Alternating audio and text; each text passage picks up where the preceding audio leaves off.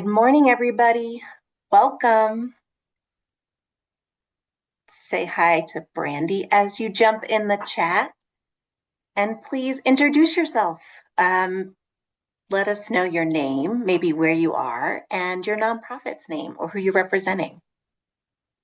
Also, feel free to add your World Cup team Oh, World Cup team, yes. or teams.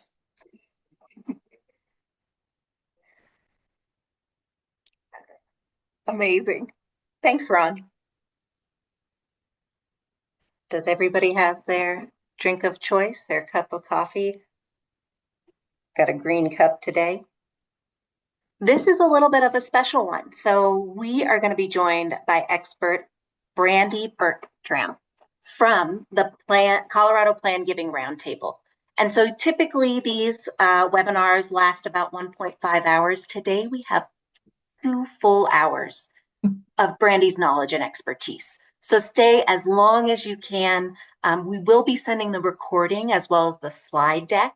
And it is going to be such a fun topic. This comes up all the time. So now we get to really address it and understand how it will work for your individual nonprofit. Thanks, guys, for being in the chat and saying hello. Hi, Tammy. Awesome. Ooh, Rochester, New York. I love seeing some East Coast people. I got excited. I'm from Pennsylvania originally. I can't help it. I've been here a while though. All right. So with that, we're waiting for a couple more people to jump on, and then we'll go ahead and get started. Fantastic. And as we're doing that, literally just Jordan, give me some shout outs. Listen, here's the thing. I am terrified to touch the chat button that it might actually screw up my screen. So I'm not touching that button. So Jordan's and the team are going to monitor chat for me. I'll introduce myself in a second, but they're going to monitor chat. We're going to do some questions throughout. Feel free to use the chat for that. They'll take care of that. Make sure we pop in at the right time and we'll have Q&A at the end. But right now, importantly, Jordan, talk to me. Who do we have here today? So Rochester's in here. Do we have any World Cup teams coming in? What kind I of nonprofits are here today? see. Our front porch, we know Heather. Special Olympics.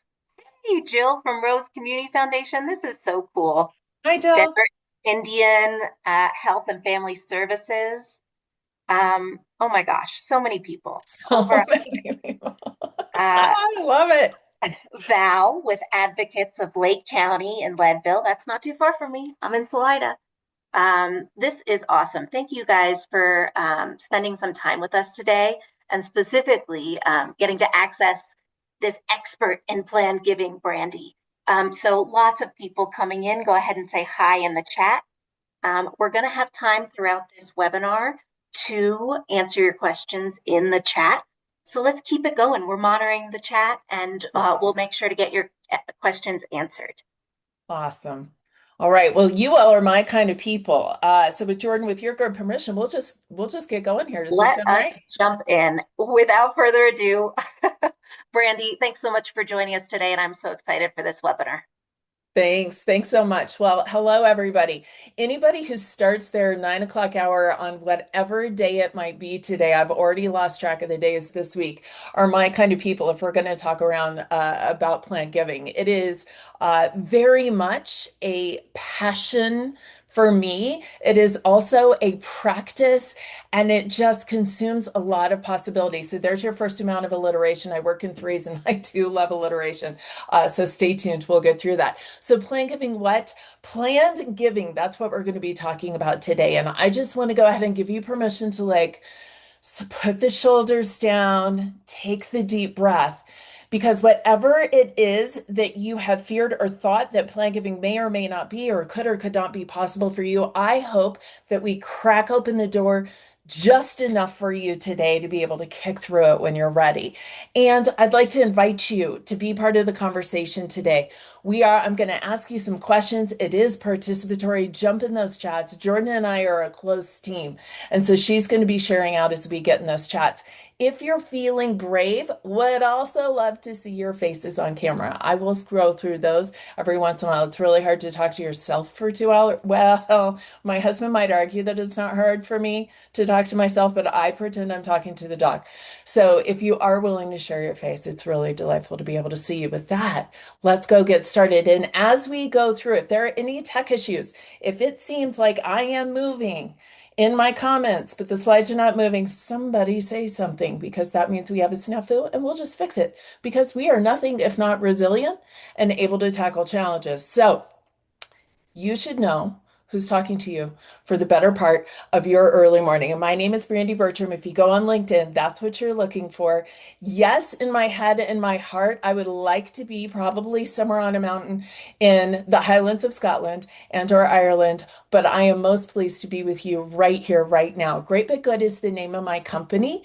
And so much of my roots are rooted in Wyoming, so one state north up there. But what is most important for you today is, I think, two perspectives, two contexts that I bring to this work. So, this is what I want you to know. First of all, like so many of you, maybe pop that in chat. I didn't start out this career as a fundraiser. I started out my career in the financial services industry with a passion for helping people, and I was doing that work and I loved it. However, I sat on a little local volunteer board, and before I knew it, I was fighting for funding at the financial services company that I worked with. I was fighting for a little $5,000 grant. And somebody made the mistake of saying, Brandy, if you love it so much, why don't you go volunteer? It was over 25 years ago. I pivoted. I actually left my financial services job to run that particular program, and I never looked back. And here's the critical thing about that. My first nonprofit leader, my mentor, Kirsten, she had a big rule. And that was you could do anything you wanted in your program, mine, youth entrepreneurship. I could do anything I wanted in my program as long as I could fund it. And so for me, that really defined what fundraising was like. It was never about the dollar figure. It was about the program possibility and impact. And that has really defined my career, especially as a fundraiser.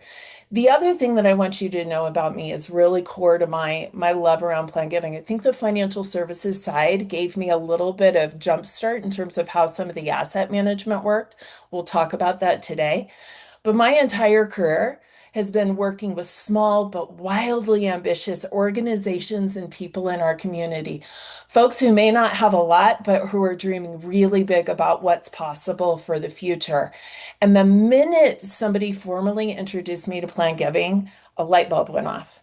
And I said, this is the most equitable form of major giving that could ever be possible.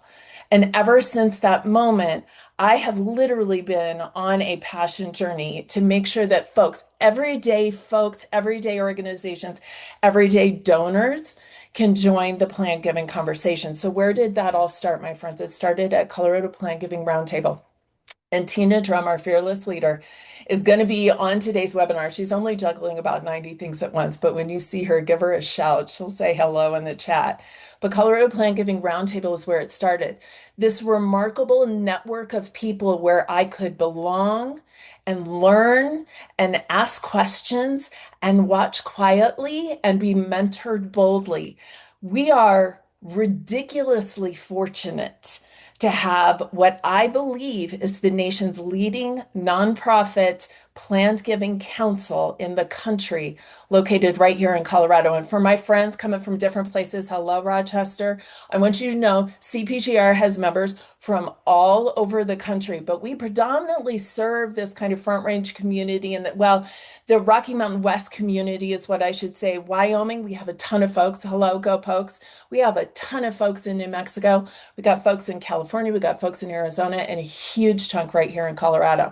And I want you to know that at the end of the webinar today, in your survey, there is going to be a special opportunity, a special membership opportunity for you to join CPGR. So stay tuned and make sure to check that survey because that's going to be your key to having a little leg up in joining CPGR. But this is where it really started for me, and it has made all the difference. But that's enough about me for a moment. I want to hear a bit about you. So pop into that chat, and Jordan, I'm going to have you share with me some of what we're seeing. Here's what I want to know. I want to know what excites you or concerns you about the concept of plan giving in your organization. I don't care if it's one word. You can even do 10 if you're a real fast typer. But what gets you up in the morning or keeps you up at night about planned giving? Tell me what you're seeing, Jordan. Waiting for everybody to type in. We're Come on, folks. You can do it. having difficult conversations. Mm. Okay, fair enough. Difficult conversations. Lindsay says opportunity, Yes. So much. organizational sustainability from Sean. Yes, Sean. Some Absolutely. folks have just never dipped in. Yeah.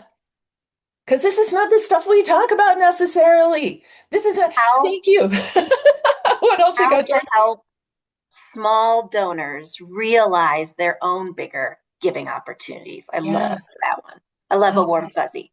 Um, Organization readiness. Great.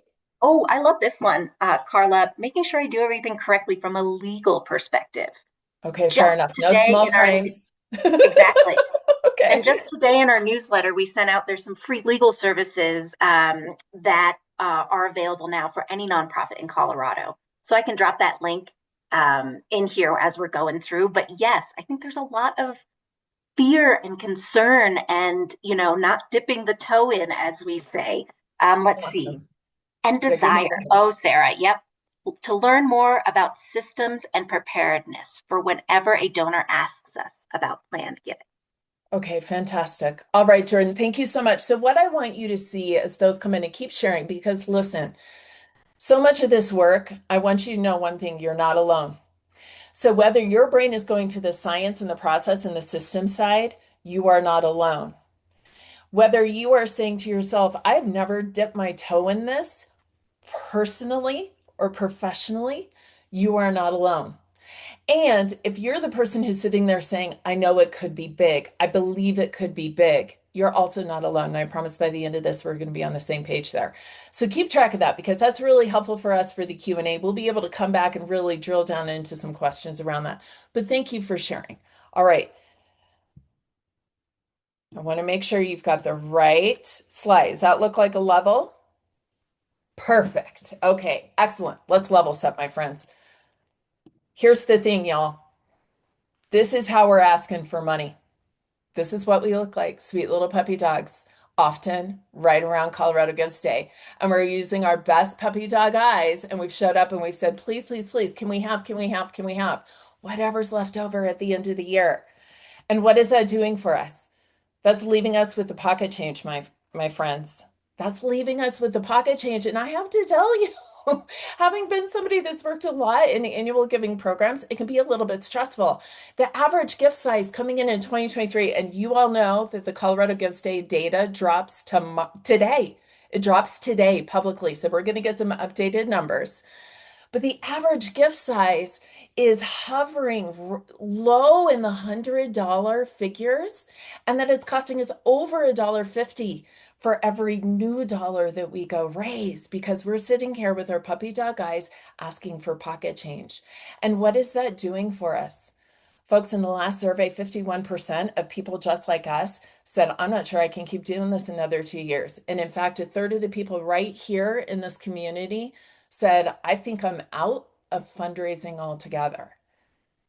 What's that doing to our organizations is we're coming up with a little bit of house of cards in a time where things are really, really difficult. In fact, I was just reading the new Center for Effectiveness in Philanthropy survey, and we've got nonprofit organizations using reserves at very high numbers if you have them. 52% have 3 months or less cash on hand, and 18% of our nonprofit partners have 1 month or less of cash on hand. Now, I don't say that to put a downer on your morning. I say that to ask you a question. What else is possible? It is this question that got you out of bed, got you at least 3 cups caffeinated in, because now we're going to dream a little bit. Now we're going to dream a little bit. And I do want you to put this in the chat, my friends. I want you to try on that wonderful Amelia Earhart hat right there. I want you to strap those goggles down on your face and I want you to look for the future because I want you to envision this moment. I want you to think about the largest annual gift you have ever received. I want you to think about it. So when I say annual gift, that's the gift that has come in maybe year over year, or you were really excited. You had somebody give you a little pop maybe one year, but it wasn't for a restricted campaign necessarily. It was the largest annual gift you've ever received. Now I want you to multiply it by a factor of 10, 50, 100 times. Do it. How many zeros did you just add? First of all, I hope that starts to get you moving for your money dance. Whatever you got for that dance where you like, this is amazing, I hope you start to feel the energy vibrate. But here's the question that I want you to pop into the chat. If you received a gift 10, 50, even 100 times, for some of our sectors, even more, what would the impact be? What would that do for your organization, your program, your clientele? What would a gift of that size do? What would it mean? Pop it in. Jordan, you let me know when we got one. Be brave, friends. Dream big. You got to be equally brave with the hope and the vision as you are with the fear and the systems. More students having resources and supportive adults in their lives. Thanks, Man, Jordan. Got to shout out another Jordan. Growth. Jordan, and what would that mean? So, other Jordan, like keep going.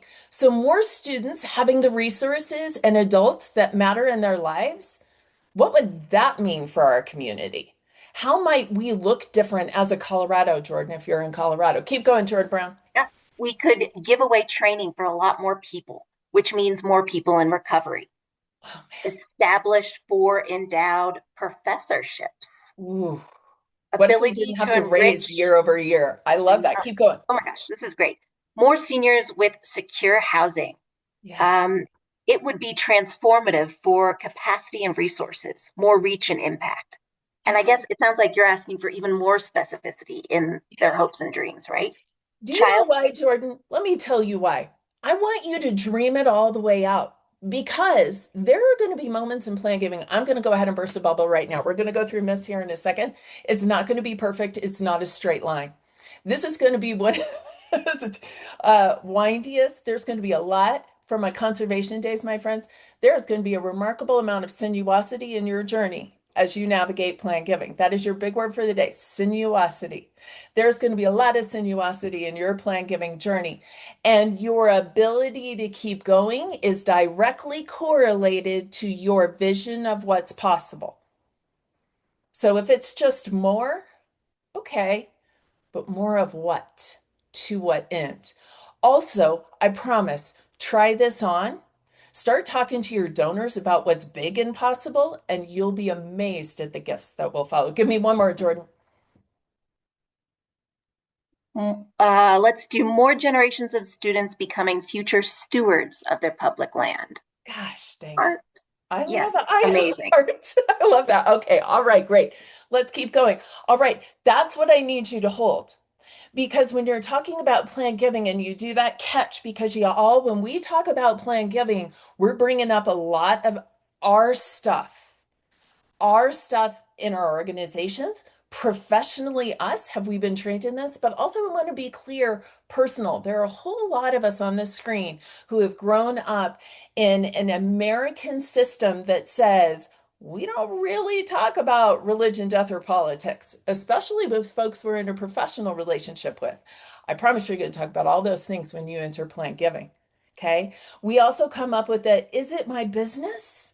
Is this really what I should be talking about? I've never talked to a donor about their hopes, dreams, beliefs, fears, what they need to do to care for their family. My friends, plant giving is about getting out from behind this computer screen, or maybe it is a Zoom screen, but it's behind the anonymity and into the relational. And those are those moments that I think really do challenge a lot of what we understand, what we've been through, but also in that interrelation of how we've been taught to engage. So let's go bust some myths open and then we'll start to talk about some mechanics. All right, here we go. Myth number one.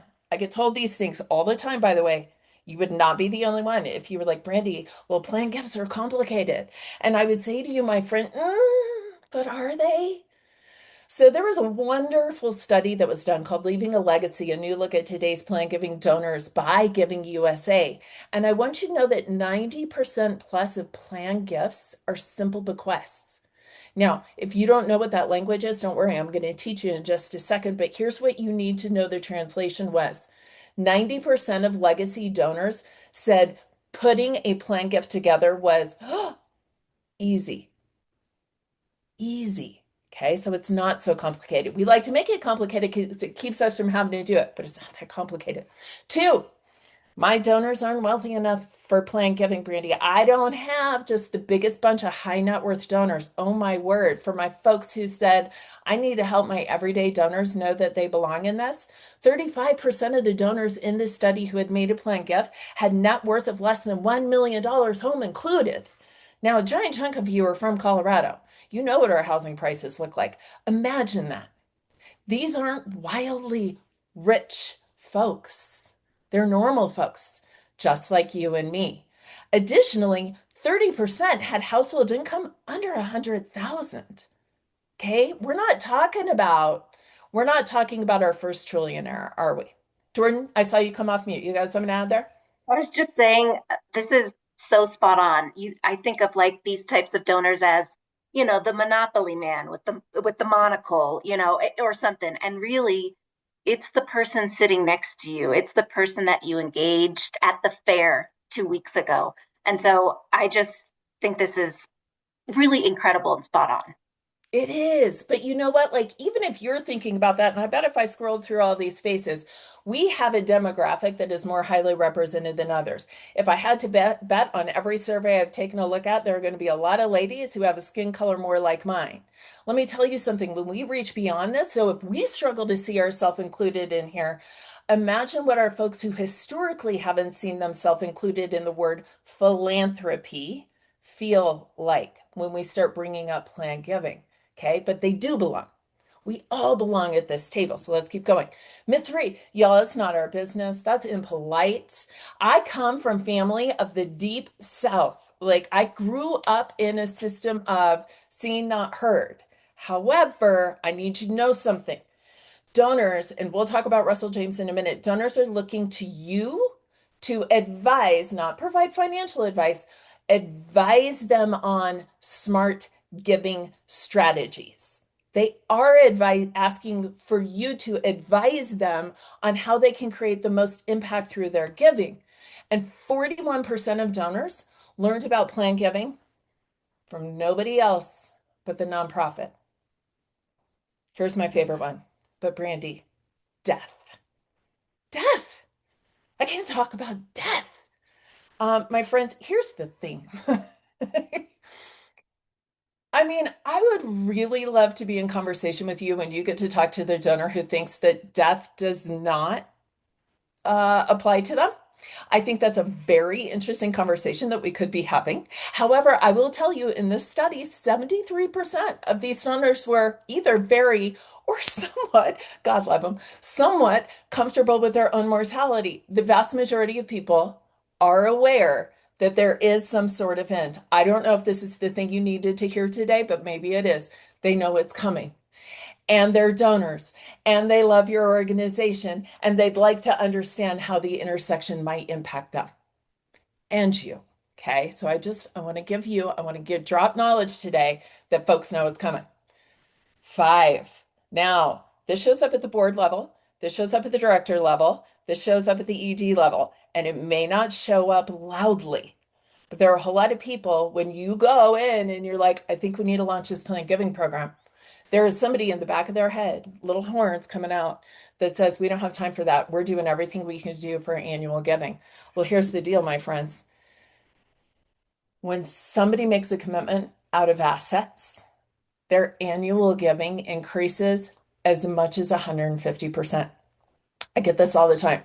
Our annual fund program is struggling. What should we do, Brandy? Launch a planned giving program. Brandy, I want to launch a planned giving program. What should we do? Launch a monthly giving program. They go hand in hand. We'll talk about it. Next one. Planned gifts take too long. Oh my goodness, Brandy. Well, you are here in the Rocky Mountain West. People are wildly healthy and they do seem to live forever. And we do want our donors to live forever. But here's the thing that's actually interesting. The average time from inception to maturity for a planned gift is 7 to 10 years. If you've got a sightline in your organization that's 10 years long, you're in a good spot. You're in a good spot. Okay, two more. Plan giving isn't worth it. Really, Brandy, we get like one gift every 90 years. Is it really worth it? Oh, actually, once you start talking about this, you'd be shocked how frequently these convert and the size. This is why I had your dream so big. The typical completed plan gift, my friends, 200 times the size of the largest annual gift fund. If you are an environment or animals, that can be even more. And finally, but Brandy, cash is queen. Oh, my friends, less than 10% of household wealth is held in cash. This comes from the Federal Reserve. What I want you to see is that light green amount. My friends, when we're going to do those puppy dog eyes, we are all competing for the light green. There is a big, colorful pie out there, and I sure love pie. And plan giving is how we get to eat a lot more pie. If you're looking at this slide and you're like, Brandy, that's a little bit hard to see, the thing that I want you to also notice on that left are net worth tiers. Even folks with 10K net worth, the majority of their wealth is in their assets, all the way down to the 1 billion. Boy, when you're talking to a billionaire, they certainly aren't keeping money in cash.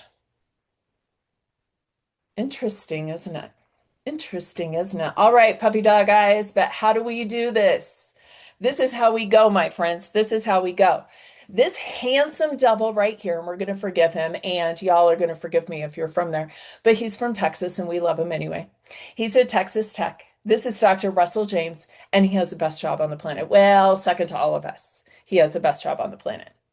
He gets to study planned giving and major giving for a living and teach it. And everything that he studies and does is free. Jordan, if you wouldn't mind dropping into the chat, there's an encouraging generosity. I think if you Google him up, it's encouragegenerosity.com or encouraginggenerosity.com. Every presentation he's ever done, every paper he's ever written, every PowerPoint he's ever done is there. And what's shocking is if you think I talk fast, you should listen to him. It's really kind of remarkable. But I want this to boil down for you today. Donors like you make gifts like this. When you want to ask, say, Brandy, how do I get started in plan giving? It's by studying this phrase and figuring out what you need to learn so that you can say, donors like you make gifts like this to somebody that you care about who cares about your mission. Doesn't mean that you're going to give them an entire like disclosure or financial deck or any of that. It's a relational just kind of moment where you go, you know what? I think donors like you, because you've been in relationship with your donor, we'll talk about that, tend to make gifts like this. Can we talk more? That's it. That's as complicated as it gets. So let's start in the place that everybody likes to get hung up first, shall we? Gifts from assets. This is your one slide summary of planned gifts. Now, you can simplify this if you really wanted to look at gifts that mature at time of death, but it's more than that. I really want you to think bigger than that. I want you to think about planned gifts as gift from assets. So this is not the puppy dog eyes end of year checkout counter at the grocery store transactional giving.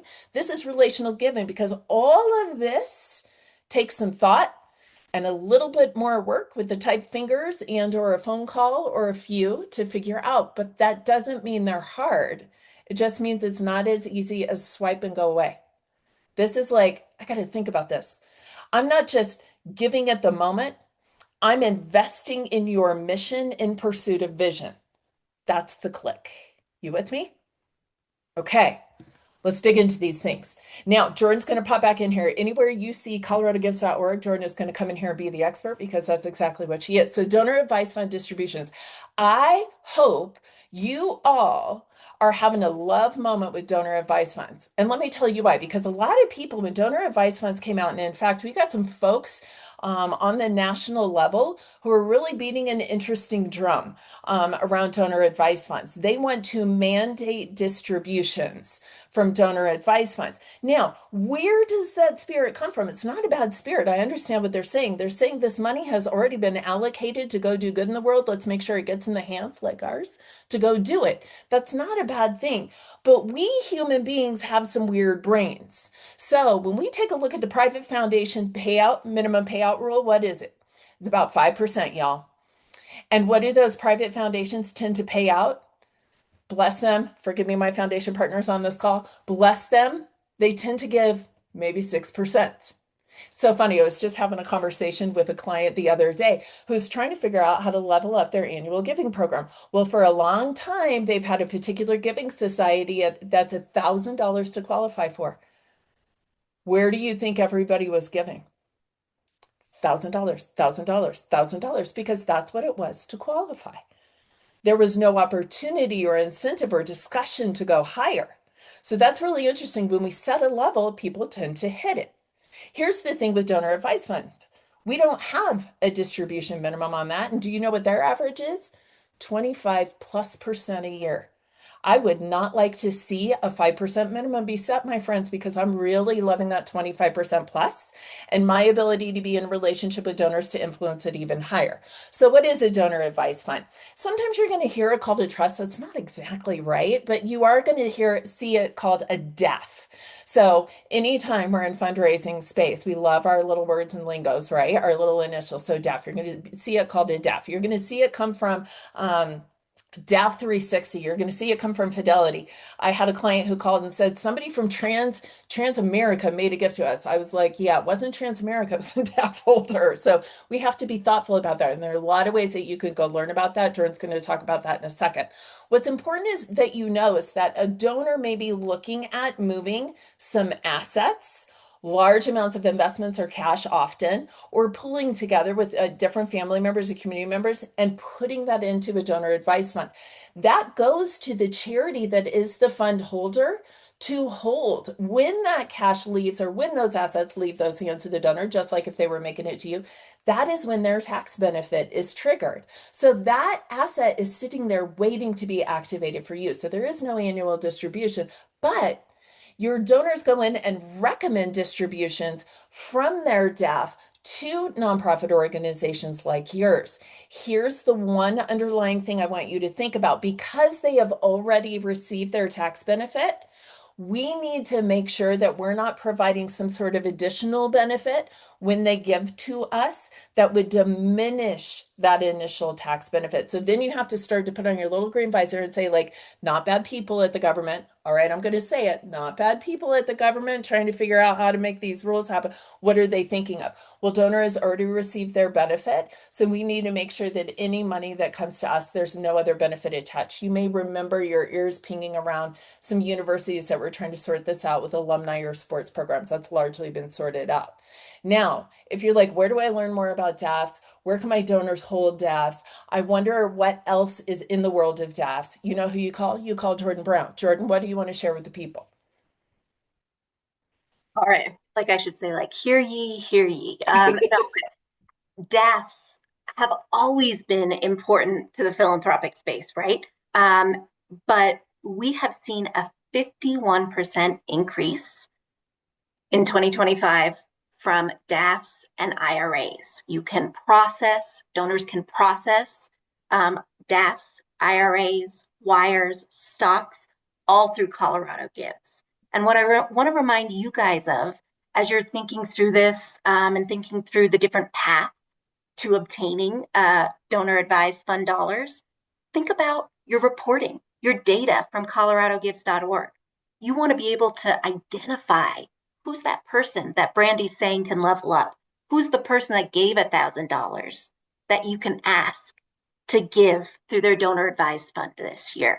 And so I'm really excited for this topic, not only because it's hot, it's happening, people are using these types of funds, but also because you guys get to expand how you're asking, who you're talking to, and you get to do it and can do it for Colorado Gives Day and then year round for any of your other campaigns on the platform. So just some exciting stuff. I'll pass it back to you, Brandy. But if you have any other questions on Colorado Gives or DAFs that we facilitate through coloradogives.org, let us know. I think maybe the other thing I'll mention, and this is more Tim, you're out there, Tim. Hi, Tim Zesker. But also on the other side of the house, outside of coloradogives.org, our foundation also serves donor advised fund donors from around the state and also around the country. And so it is a place where you can establish a donor advised fund. Alrighty. Beautiful. Yep. Yeah, that's great. And I think, Jordan, you had said Jill from Rose was on here, Denver Foundation. I mean, there are so many friends from the So, national to the regional yeah. to the hyper local. So I would invite you folks, pop your organization in there, because the more as fundraisers we understand how to better partner with our community foundations in service of our donors, I think all boats rise. So this is what I want you to think about, because people be like, Brittany, you're spending a lot of time here. One, because I think DAFs get a bad rap, but two, because I don't think we're being honest in terms of how we can serve our donors. Put yourself in the shoes of a donor. Most of our donors are wildly caring, generous folks. Like with whatever it is they got, they're wildly caring, generous folks, which I hate to burst your bubble, but it might mean that they care about something in addition to you and your organization. They might have 3, 4, 5 things they care about, but they're busy people. They're moving fast. A lot of these staffs get built when different things are triggering in their lives, very much like plan giving. Kids have been born, kids are off to college, kids have graduated from college. So now we can start moving some of our savings over, like whatever it might be. And they're moving quickly and they're like, look, we want to start setting aside money for giving. That is a regular practice for us, but we can't make all the decisions right now about how much or where it's going or any of that. So they go and they set up a DAF. It's a wonderful vehicle for them. And I think we can support, especially donors that are having certain tax events. Don't lose your mind if you're like, what does that mean? That's why you become part of CPGR. But donors who are having tax events, this is a great way for them to say, look, move the money now. It's all going to be allocated to charity. That's largely under your control in partnership with the DAF holder, and we'll sort it out. That's a wonderful way to go. Okay, so that's why DAFs. And I put it first for a reason. If you want to start trying on this notion of assets, talk to your donors about DAFs. All right, next one. Bequests. I promised I would tell you what this was. So if you're like, Brandy, what does it mean? Y'all, this is the will. This is the will. This is when somebody passes, this very simply is the document that says, here's all my stuff, here's everything I got, and here's what I want you to do with it. Now, our donors are normal people. I want you to know that conversation almost always starts with take care of my family, pay off anything I owe, and then whatever's left over, this is how I want you to handle it. So, what I wouldn't do is walk into a donor meeting, especially with a donor who doesn't see themselves as somebody that would ever need a financial advisor or ever need a will or estate plan, and start talking about bequests. The thing sounds French, nothing against the French. I was cheering heartily for France last night. However, what I would say to you is like, maybe have you thought about including us in your will? I've heard of what that will thing is. Yeah, that's how you really get to have control over where the remaining assets go. Okay, what would that look like? Now, I will tell you, so let's just walk through this very mechanically. So, typically requires a written document, a will, or some sort of estate plan. I want you to know that there are free resources available to your donors online. I'm not going to say they're perfect by any means, but in terms of baseline, there are resources available online. Do not be surprised if your donor is like, oh yeah, like somebody once sent me a thing and I filled out this little template document. That's the basis of a will. Okay. I would highly recommend, depending on the assets in your donor's world, that they work with a professional to have that reviewed and make sure it really meets their wishes. But there's a lot more accessibility for it. Unfortunately, that doesn't mean that a lot of people have a will. We're going to talk about that a little bit later. So we need to talk about that. And that includes all of you. I'm on a little mission about this. But what are the options below? Listen, It can be specific, percentage, remainder, or contingent. And these are what those sentences sound like. I leave the sum of $100,000 or my home or my truck or whatever it is to the organization. Now, if they say, I leave my prize pack of llamas to this particular organization, you'd love to know if they're leaving you a prize pack of llamas because you may not know what to do with a prize pack of llamas. I actually have had some interesting experience with that. But this is why we would love for donors to tell us what's coming. Just a little example. But I have bolded here percentage. So pop into that chat. Why would we really want to encourage somebody to leave a percentage of their assets versus a fixed sum of cash? And you can't see it, but there's llama emojis happening in the chat. Oh my God, I love me a llama emoji. My best friend Ellie is going to be so happy. I know it's impractical, but I want a llama. Let's see. Um, because the longer we have to wait for the gift, the larger the gift will be. Growth over And time, percentage grows perfect. over time. Exactly. Listen, so I did. I started my career in financial services. I actually traded through 9/11. Yes, I am that old for you young people. It did happen in my lifetime. And listen, the market tends to go up more than it goes down over time. Assets tend to appreciate over time, unless it's my mother's very specific unicorn collection, which I understand somebody was interested on the last time I did a webinar. So, if they leave us a percentage, it takes into account things like the asset growing, inflation, those sorts of things. So that's very excited. But a remainder beneficiary is not the worst thing in the world. Look, if I'm very worried about my dog Wallace, which I normally am, I need to make sure everything is taken care of Wallace for the next 10 years of his life. Don't worry that he's a big dog. I'm sure he's going to live forever.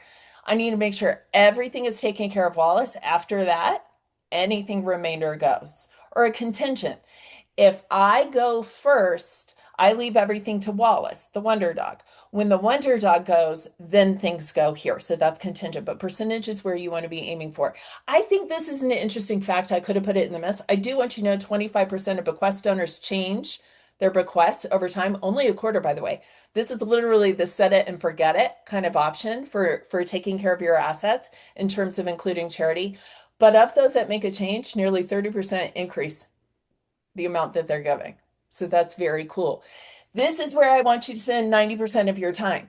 I am going through the next few slides because they're helpful. There's one that I'm going to caution you about because it's not worth your time unless you'd like to nerd out on it with me at CPGR. But we'll get to that. This is where I want you to put the majority of your focus.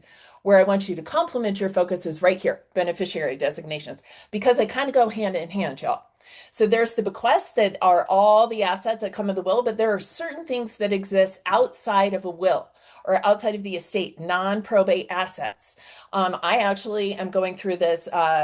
We lost my father a little over a year ago, and we're still working through this. There's non-probate assets, the beneficiary designation. Then there was this stuff in the will, bank investment accounts, retirement accounts. We're going to talk about that, life insurance, and donor advice funds, right, Jordan? Donor advice funds to open require you to name beneficiaries because if you pass away, there has to be clear instruction on what happens with the remainder of the funds. A lot of times we don't think about that. That's kind of new. Anything you want to add on the donor advice funds piece, Jordan? No, I don't think so. This is all super helpful. And like you said, there are so many foundations that help with these donor advised fund gifts as well. So reach out to your local guys. Our local community foundation, that's their bread and butter locally is to enable local giving. So yes, that's all I'll say. Perfect. All right. So, y'all, why did I bold retirement accounts? First of all, I need you to understand something. So I traded on one of the first IRA tax teams for Schwab. And while some of you may think I am close to dinosaur age, I am not. That was not that long ago. Retirement accounts, so we started off with pension, then retirement accounts became popular in many of our donors' lifetimes. This means these didn't get covered at home ec class when they were going to school. These are still, we're trying to sort out what are these things. You have plenty of donors with significant assets whose minds are blown the minute they receive notice that they have to take a required minimum distribution. Nobody formally sat them down and said, these are what these accounts are. This is what it's going to mean for you when you get older. And even folks in my generation, retirement accounts, corporate retirement accounts came to be a thing, but nobody, they said, this is what it is. It's savings. You're going to save it in here. You'll take it out eventually, but nobody really gave them the mechanics of what this meant. There's an interesting rule that's at play that I think is really important that you make sure you understand because it deeply impacts your donors. This is a big deal for me. Traditional IRAs. When you pass, that traditional IRA has to go somewhere. Now, traditionally, we love to think about where we leave our assets to our spouse or to our kids. When your donors are thinking about where they're leaving their IRAs, they're having the very same thought. But here's the thing. There is a spousal IRA that can open as 100% taxable, however, to non-spouse heirs with rare exception. So, Brandy, stop speaking gibberish. What does that mean? That means that your donors are wonderful, wildly healthy people who are trying to leave something to their kids when they eventually pass. But because your donors are wildly healthy people living out here in the Rocky Mountain West, climbing mountains, riding bikes, floating rivers, doing whatever it is they do, they're living a long time. And what does that mean for their kids? When these donors pass, their kids are largely at their highest earning point of their career. They are at their highest tax bracket they're ever going to be. And the rules of IRAs say, oh, well, that's great. You can leave the IRA to your kids, but they're going to have to spend it down in 10 years at their current tax rate. There are other more tax advantaged assets you could choose to leave to your kids. Leave the IRA to charity. And that makes much more sense. Okay, so that's why I have that bolded. And all I want you to do right now is ask yourself, is that intriguing to me? If it is, make a note because you can come to CPGR and learn all about it. You do not have to have that fact memorized. It's just like, oh, interesting. Leave the IRA to our organization or to a group of organizations, other assets to kids that would be more tax advantaged. Carla, I'm going to have you put that question in the chat. We are going to get to a question section here in a second, okay? Thank you so much for raising your hand. It made me get to see your lovely face. Okay, next one. Qualified charitable distributions goes in line with IRAs. That's why I put it here. Love me some qualified charitable distributions, or as we like to say in the fundraising practice, QCDs, because why would we use all our words when we can use letters, QCDs? Now, qualified retirement plan, I'm literally talking about an IRA. When I said required minimum distribution, RMD out of a QCD. You see how we like to do it? It's obnoxious. Qualified charitable distribution, you are required to distribute those assets once you start to reach 70 and a half years old, okay? I want you to know, or at 73, sorry, at 73, and that's adjusted. They're adjusting the time because we're living longer. You are required to take distributions out, but you don't have to wait until that point in time to be able to take money out of qualified charitable distribution and start giving it to charity. Why would you want to do that? Because you are a smart donor. Your monthly donors are wildly smart and they're savvy and they're savers. They've saved a lot. They didn't plan on having to use that IRA to sustain their income throughout their retirement. They actually don't need it or all of it, but they're being forced to take it out. And for them, it's a taxable event. So if they start making contributions to you out of their IRA, it decreases what their RMD will be because it's decreasing the value of the IRA. It helps you both. It helps you both. So there was 110,000 limited in 2026. That's going to be adjusted, but raise your hand if you would love to see a $110,000 donation coming out of an IRA. Now, pay attention. I know, Jordan, me too. Pay attention to where your donations are coming from because chat, pop that into the chat. Because here's the thing. Oh, yes. No, you were raising your hand. I love that. Hopefully I don't have my little celebratory things on. Here's the thing. You are going to start to see for some of your donors, because you may say, Brandy, I have no idea how old all my donors are. You are going to start to see from some of your donors, your year in giving money is all of a sudden going to start coming from an institution with your donor's name on it. That very well may be a distribution from an IRA. It could literally be a qualified charitable distribution or a DAF. Either way, it's worth the conversation with your donor. Okay, so qualified charitable distribution goes hand in hand with IRAs. That's all I want you to think about there. The donor can give it directly to you instead of having to take out their RMD and give it to you then after, because that would be a taxable event. This is what that sounds like. You're having a conversation with your donor and you call up and you were like, Carla, I'm going to use you because your beautiful face is up here. Carla, I want to thank you so much. You give to us year after year after year, and you've been given to us for 50 years. And we are just wildly grateful. In fact, Carla, we have a 50-year pin that I'm going to send you. It's just a little small token, but like it's only for people who've been given as long as you have. I'm just curious, Carla, where do you get the funds that you use to give to us? Then Carla tells you the most heartbreaking moment right here of your day will be when Carla says, I take a distribution out of my IRA and then I write you a check. Carla, don't do that. There's a better way. We would never say, Carla, don't do that. You would say, oh, Carla, thank you so much. You were just the most generous person on earth. Carla, would you be willing to have a 15-minute conversation with me? I think there might be a way for you to still give from that very same plan, but you might get a little bit of tax benefit for that. Could we have a conversation? I promise I'll bring a visual and I won't make it complicated. Carla's gonna be like, okay, all right, fine. Yeah, that's how we would have that. I've had multiple conversations with donors in just this thing. All right, deep breath. I'm going to go through these next three because I don't want you focused on these next ones. But if I don't talk to you about non-cash assets right here, you are going to go tell all your friends that Brandy Bertram gave you an incomplete presentation. I won't do it. Okay? So we're going to talk about these things because you're going to give me not nice comments if I don't talk to you about it, especially after showing you that pretty colorful graph. Now, there are a lot of non-cash assets out there that somebody can give you, either in as part of their will or their estate plan, but literally outright while they're living. But again, this is way harder than I already have my account on CoGives for Colorado Gives Day that already has my credit card information in it because CoGives makes it so easy. This is a little bit more complicated. People can literally give you just about anything. The one thing I want you to try on if you want to be in this space is appreciated securities, stocks, mutual funds, bonds, publicly traded securities, because there are a lot of ways to be able to do that that are very easy. Again, what that does is it avoids the donor having to sell off some stock to make you a gift. There's a more tax advantaged way to go do that. But literally, a donor could give you just about anything. And if you work in rural communities, I want you to figure out crops and livestock. I want you to figure out property, but I don't want you to figure it out on your own. I'm going to give you some resources. That's all the time I'm spending on that. Split interest gifts. Do you see my little car thing here? Do you see my little speedometer? Y'all, it's because I could not find a Colorado ski picture because that is not my joy on earth. But this means you're over your skis if you're just starting out.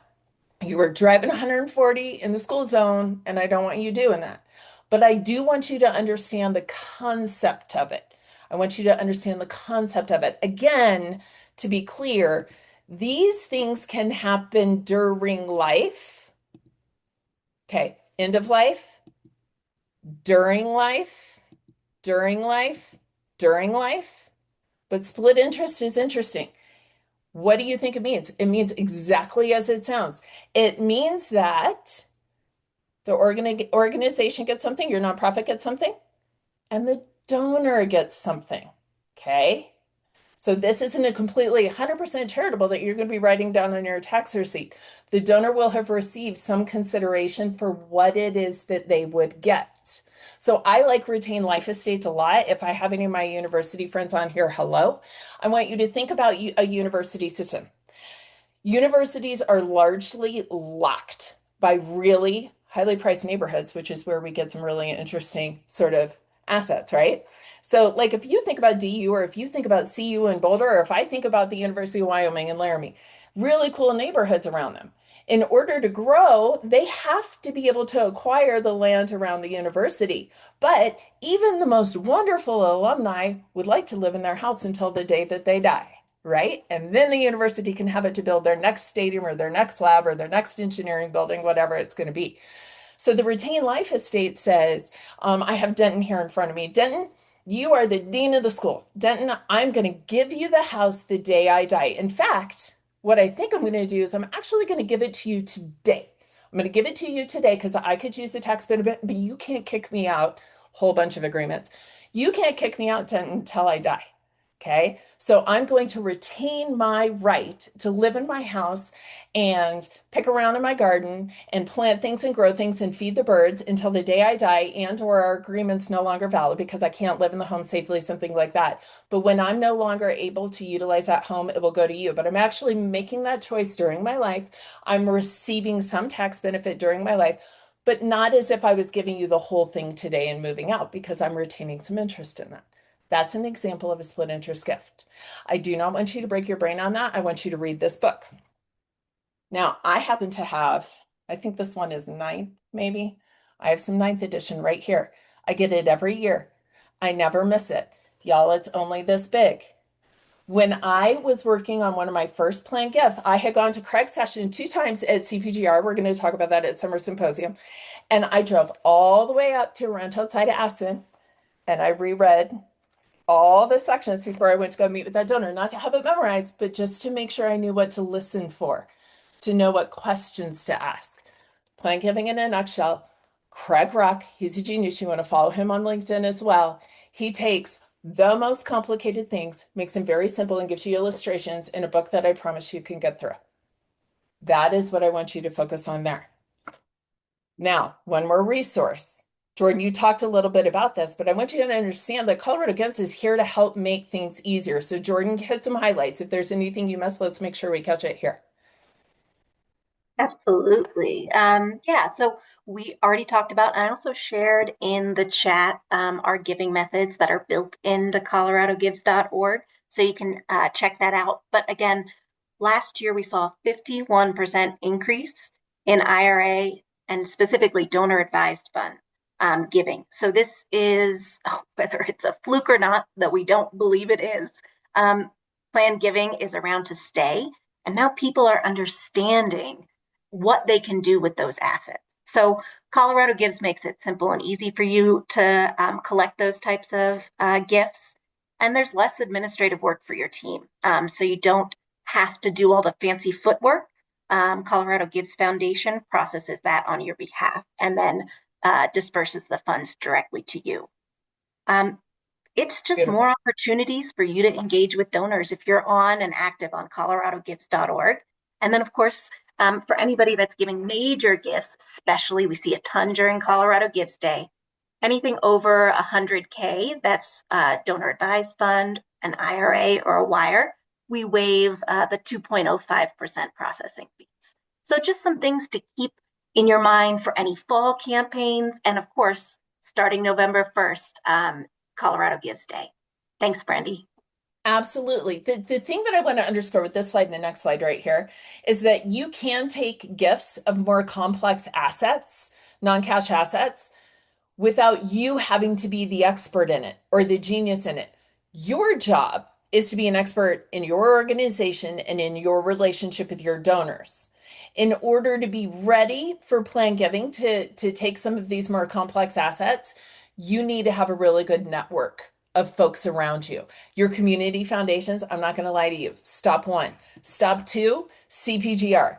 And I promise you, we will connect you with remarkable people. So, Charitable Solutions on the bottom. If you would like a significant and consistent and frequent reminder of how much you don't know about the world, you can go jump on one of Brian Clantz's webinars and be reminded how much you have to learn. It is the most humbling thing I do at least once a quarter. It's magnificent. But if there was a complex business transaction, and let me tell you, we still have a lot of startup energy in this state. We have a lot of startup energy in the state. Gifts of business interest, charitable solutions all day long.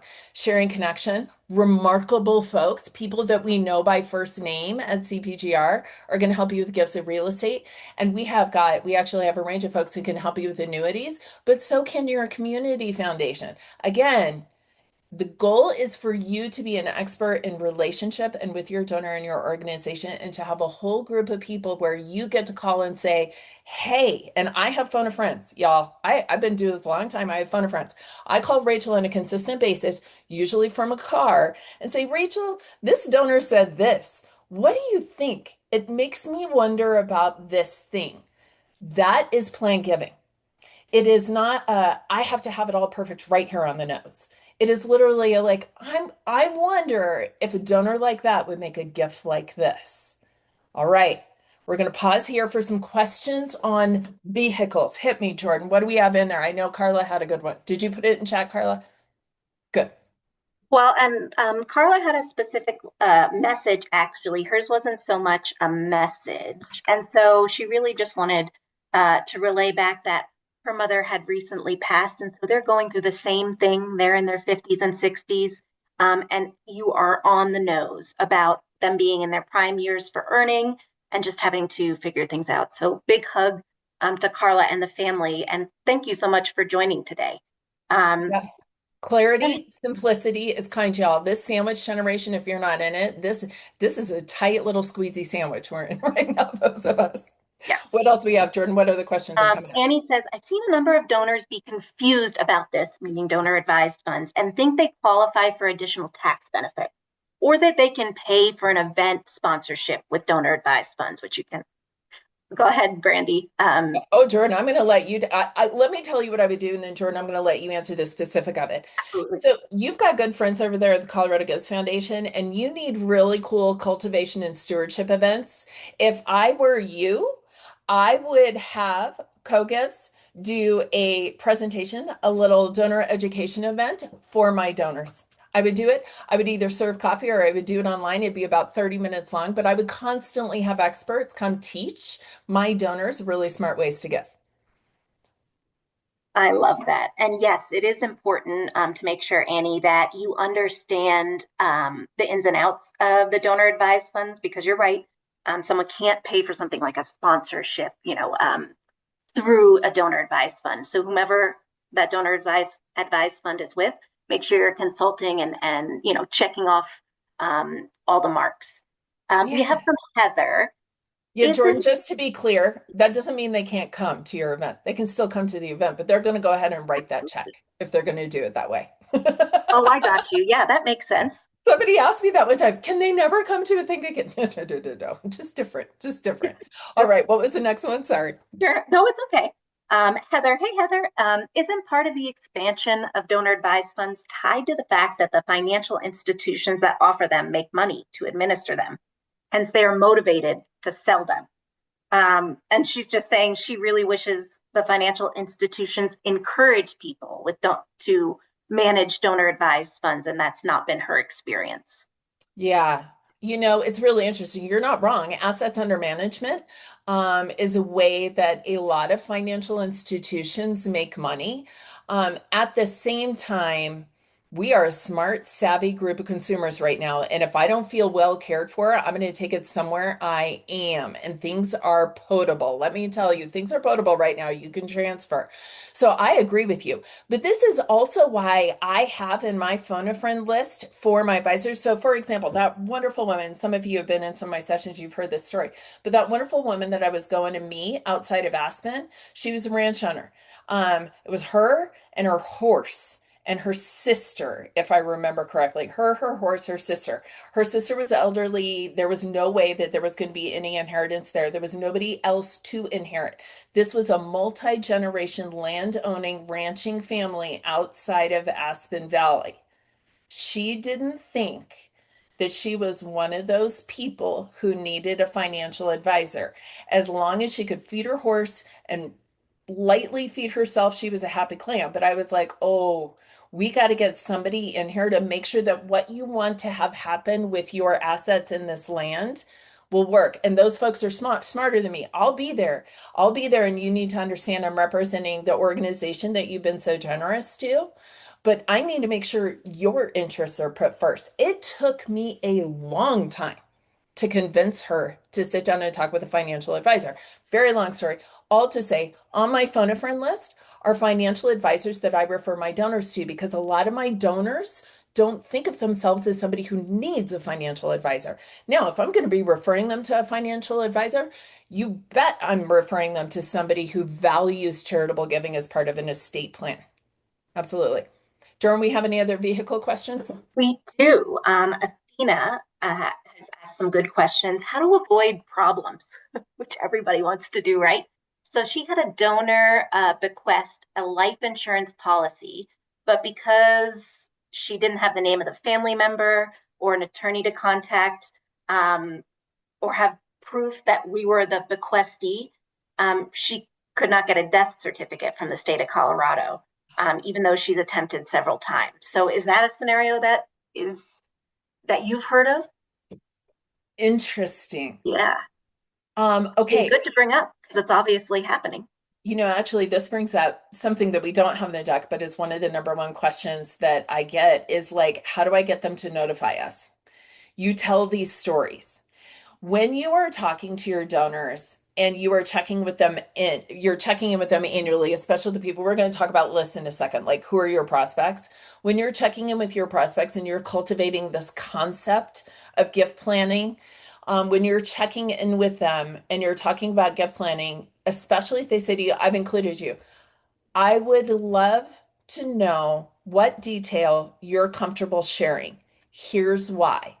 I'm working right now with a hot mess of financial institutions because a donor included us as a beneficiary of their life insurance policy, but we didn't know, and I have no one to contact. So instead of meeting with donors and getting out here and doing the work that you pay me to go do, you give for me to go do, I am wrestling a life insurance company right now. So you can say that I'm not trying to be nosy. Tell me as little or as much. May I please have a copy? I'll keep it in a sealed envelope, but literally it's so that I can carry out your wishes when you go. Interesting. Every state, maybe not every state, but states are different as I understand. And I would encourage an expert to pop this on. And if we don't get the answer, Jordan, will you write it down and we'll make sure that we get it on the back end? Absolutely. States have different rules around the release of death certificates. There, like in Indiana, where I'm dealing with my father's, there were death certificates that released cause of death that weren't public, but then there were public death certificates that the financial advisor and institutions could get, which proved to be an interesting challenge, actually. So I would have to go look at what would be possible here because my guess is from personal experience, which I would encourage you all get your will done. Personal experience will give you greater comfort than anything else on earth about talking with donors about this. Through my personal experience, life insurance company won't move until they get a copy of that death certificate. Here's the other thing I want you to know is that when we're talking about end of life assets, this isn't fast. This can be 12 months. This can be 18 months. If there's a problem in the documents, not even the human relationships, it can take 24 months or longer. So you have to have a system in place and you have to have patience and grace. Ooh, that rhymes. System in place, patience and grace to walk through it. But you have to be persistent. And here would be my other number one hint for you is this. So, on one of the first biggest states that we got notified of, I received a packet in the mail this big of papers from an attorney that I had never heard of, from a donor I had heard of, but didn't know this was coming. This thick of paper. I read it all. I rewarded myself with chocolate chip cookies. I just kept going. Okay. So I read the whole thing. And what I learned at the end of it was I needed to call the attorney because I didn't understand what I was reading. And I called the attorney and I introduced myself. I said, my name is Brandy Bertram. I come from this organization. I'm going to share with you my personal cell phone number. I will share with you my address. I literally will stop by your office once a week, but I want to make sure that I'm available to you because I don't know what I'm doing. And I don't want you waiting on me to figure it out. The relief that attorney had of somebody being honest, that they turned into an advocate for all the nonprofits that responded because there were two nonprofits in that particular state who didn't respond. And we received the fair distribution of those assets. But I kept up, I was consistent and persistent. I would call like once a month and I'd be like, I'm not here to bother. I'm just here to be available. Is there anything I need to know? Is there anything you need from me? And that was very helpful. All right, one more and then we'll save them for the end. Okay. Um, so Sean says, could you share a little more detail on charitable remainder trusts? Mm, no, Sean, I'm not going to. Could I? Yes, I'm not going to. It's not because I don't love you. See, you broke my deck, Sean. Man. Okay. No. And here's why. I want you to come to Craig's session. I want you to come to Craig's session, but here's what I will say. So a charitable remainder trust or a charitable lead trust, these are split interest gifts. So that means the donor gets something and we get something. On a charitable remainder trust, very basic concept, the donor gets payments and we get what's left. On a charitable lead trust, flipped. That's all I'm saying. That's all I'm saying. It's in the book. It's in Craig's session. You can come have a lot deeper thing on it. Sean, don't hate me. He's like, why? See, you really broke my deck. Okay. Oh, hold on. Hang in there. Hold on. Let's see if we make it go. Play from currently. Play. Hold on. Let's let it think for a second. Jordan, is there one more while I let it think and Yes, just make sure? there is. Okay, ready. Right now we have no established legacy giving program. Uh-huh. Where do you think we should start? Love this question. With membership at Colorado Plan Giving Roundtable. I, Exactly. I don't I don't know if I told you I used to be the board chair. No, that makes a lot of sense. But you Also, guys have this all the book. resources. Yeah. Also, this book. Do you see this? My fellow board member at CPGR, her name is Judy Smith. She's out of Phoenix, Arizona. She is a hoot. She is so much fun. She wrote Plan Giving Program in 72 hours. I'm not lying to y'all. She got a little calendar situation in here. Ooh. You see this? Over 12 months, do these things. Program done. Right here. 72-hour Plan Giving Program. Judy Love that Smith. it was like literally right next to your mouse. Very I'm ready. If I had a mouse, probably my deck wouldn't break.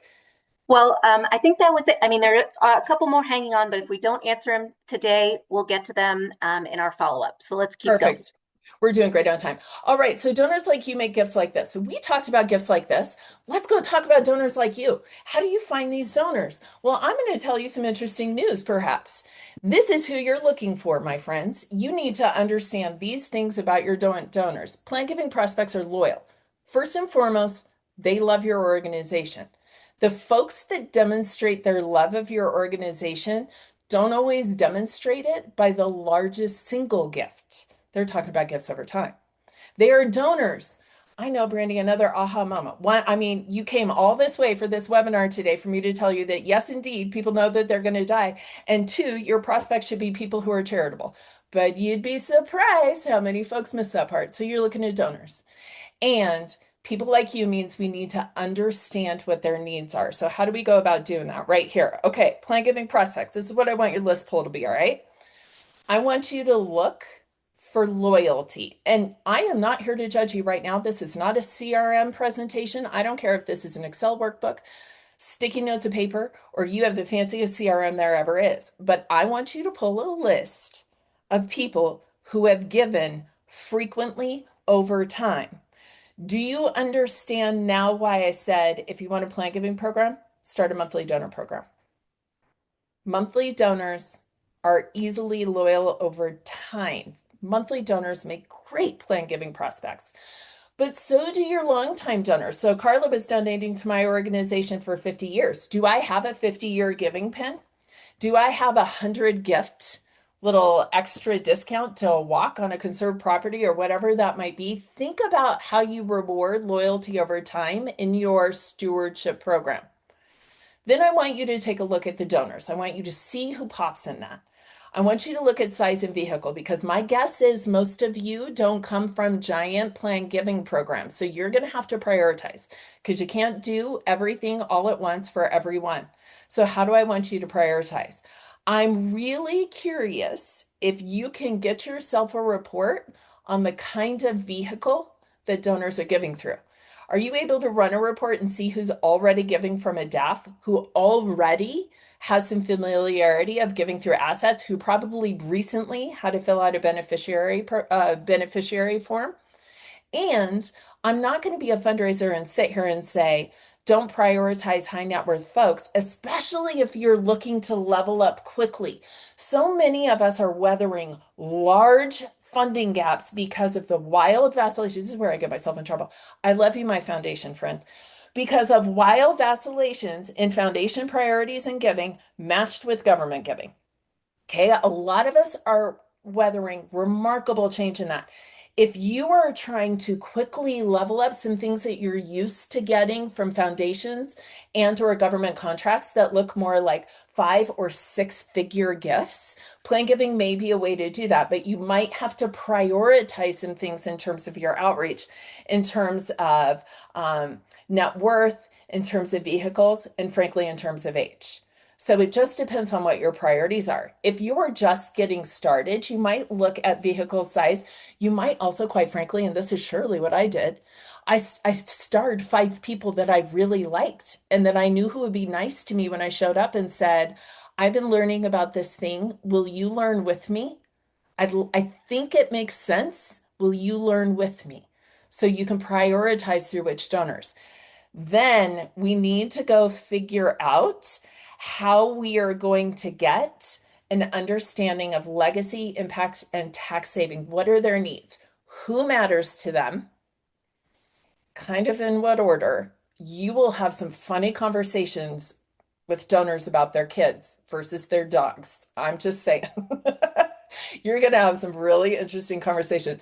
Who matters in what order? What are their hopes? What are their fears? What do they really wish was possible? I love blended gifts with capital campaigns. When a donor says to you, man, I would love to do more. We'd love to have our mom's name on that building. We can't do it in cash right now, but we'd love to. I wonder if Plan Giving is part of your capital campaign program. Okay, so think about the impact, think about legacy and who matters, and if they have any tax significant priorities or problems that they're trying to figure out how to solve. Now, again, if your brain is like, what? Craig Ruck and Craig Ruck and Colorado Plan Giving Roundtable are going to be really, really helpful for giving you a level up in your tax knowledge. Okay, those are your prospects. Here's my question for you. What's your prospect list plan? Do it right now, please. God, so demanding on the morning. Okay. Please take a minute. I'd love to see it in chat. Jordan will let me know if somebody's so brave. What are you going to pull? Because there's only one of you and you don't have all the time in the world. What are you going to pull first? What are you looking for? Where are you start? Jordan, anybody being super brave? Not yet. Here we go. Yes. Old donors. Say it again. Old donors. God love you for having the information of how old your donors are. Don't forget to send them some birthday notes. If they hit a big one, celebrate them. Monthly donors. Monthly donors, yes, please. Pull a list of donors over time and see Yes. if I can pull the type of funding. Yes, absolutely. And listen, when you pull that list of donors over time, those are interesting calls. Let me tell you, that is so fun. Look, I believe in fun fundraising Fridays, where you get to one of my early mentors in fundraising, Brian Ross, wherever you are out there. I hope you're having a good day, BR. And he believed in the Friday for the fun fundraising, and I think he's right. Imagine if you had a list of donors on a Friday that you got to call and say, "My mind is blown. You have been given here for 25 years, and I just want to call, say thanks, and learn about that journey." Tell me that's not sending you into the weekend on a good note. That's fun. Okay, Jordan, what else we got? Absolutely. Um, Robin's new to her his nonprofit, so reviewing previous 990s. Those who have donated consistently over 10 plus years and are over 55 years old. Love And it. Rachel says volunteers, which Oh man, that's yeah, my favorite. that's Y'all, that's the best. Or I event love helper. volunteers. That's the other one I think sometimes we miss out on. Yeah, Yeah. Volunteers are so wonderful in so many ways. And a lot of times we don't capture their giving of their time in our fundraising brain. Okay, and I've had some very interesting conversations with volunteer managers and fundraising managers trying to get the two to find love in the middle because the volunteer managers sometimes like to box out the fundraising person or vice versa. So If somebody has been volunteering to your organization, I can think of one of my clients right now. And this man, I knew him as a little girl in this community in Colorado Springs. He has been volunteering as long as literally I have been a little girl at this one organization. He is a remarkable plan giving prospect. I would tell you, and I don't use these words lightly, he would be offended if he weren't invited. Maybe not overtly offended, but we are not in the business of not inviting people to the party who very well have earned a seat at the table. Think about if you look through that list and if you're a little bit nervous, like if I did this, who would be like, I can't believe you didn't call me? My 100 years of volunteering hasn't earned me at least a conversation. Of course it has. Of course it has. These folks want to hear from you. Okay, Jordan, one more and then we move. I loved this one, former board members, Yes. which also triggers alumni for me. So yeah, I think so many buckets of people. Here's what's so great about the board members, former trustees, is they tend to, if you've got a really good governance structure and they're cycling off, they may be doing their annual giving elsewhere in combination with their service right now, but their plan giving will stay with the organization that captured their deepest passion. Okay, so just because they don't give to you an annual giving because they're busy having to like work on a campaign for their new board seat doesn't mean that they wouldn't include you in their gift planning. Really smart, Jordan. God, I love that one. Very good. Good job, whoever said that. All right, well, how do I go find them? Well, my friends, you have two options. One to one or one to many. But let me give you a little bit of a warning here. I will tell you, like if you want to do the baseline on it, you can do the one to many. You can put like a little signature in your email. And I'm not saying it's wrong. We all have to start somewhere.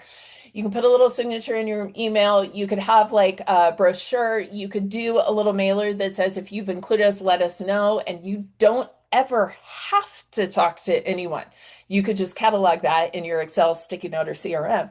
But I'm telling you, you're missing a lot of what's actually going to fill your cup and help you do your job of making sure that the donor's wishes are fulfilled. And that is because good plan giving always is relational fundraising. Okay, so it's all going to come back to relationship because when somebody fills out that little checkbox, it's going to come back to you. And my friends, you need to call them. And yes, I know. You're like, but wait, I thought it was just text and World Cup videos. Yeah, all this thing makes phone calls. And you can call them and then you can meet them, and it will be the best day of your life, and you won't even pay for the coffee. And you think I'm joking, but we've gotten really busy lately. I want you to know this is a moment where you actually get to spend a relationship with people, and it's really wonderful. You can start one to one, especially if you just want to try some things on with the friendly folk, or you can do some one to many or a combination. That same study talked about acquiring new plant gift donors. This is where the donors came from. In-person visits, number one, but look at mail. And if you want to tell me that direct mail doesn't work, then explain to me why I am getting so many flyers in my inbox right now. Like my mailbox is overcome with people campaigning right now. Okay. So direct mail is not dead. This is really an interesting thing, though. Do I have one? I do. I have a couple options. So I hope I don't knock over my owls. But let's say you have a little brochure. When you send a mail piece, and I will tell you, just shout out, Conservation Lands Foundation has a great one. Osa, if she's out there. Um, when you send a brochure that talks about gift planning options, it tends to stick around a while. This is something that people think about over time and you get to ask about over time. It's not instantaneous. So it's not money poorly spent to create something that would actually stick with donors that you can reference back to. So think about that. There are a lot of vendors that can help you do that. Financial planners, 24%.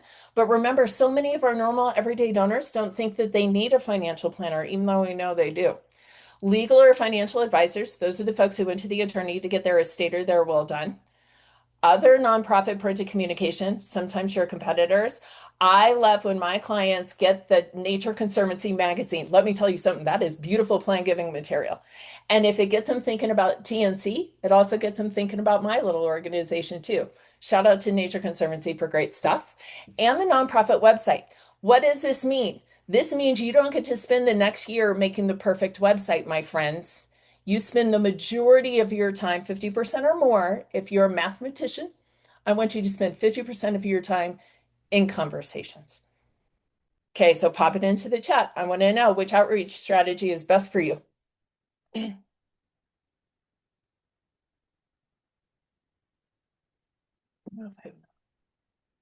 See, just waiting. Come on, friends. While we're waiting, Tony said, should the brochures be emailed or sent by regular mail? Yes. That's what I was thinking. Both, everything. Omni-channel.